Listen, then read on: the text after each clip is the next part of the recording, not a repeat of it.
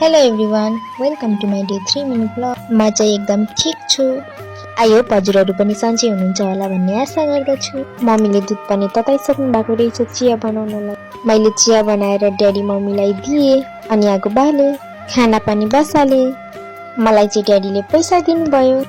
पैसा पाएपछि मेरो खुसी यति धेरै चाउचाउ देखिसकेपछि यो भन्दा अगाडिको मेरो भिडियो हेर्नेहरूलाई पक्कै पनि थाहा होला किन मैले यति धेरै चाउचाउ बनाइरहेको छु।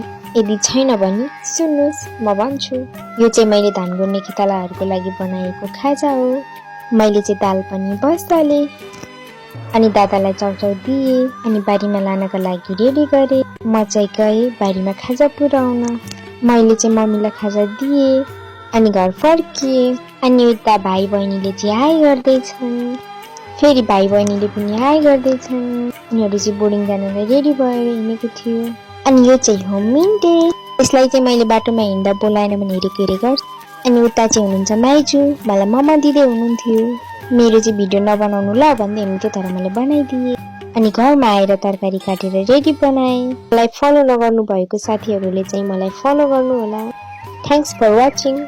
बाई बाई साथीहरू, आजलाई यति नै। भेटौँला अर्को मिनी भ्लगमा।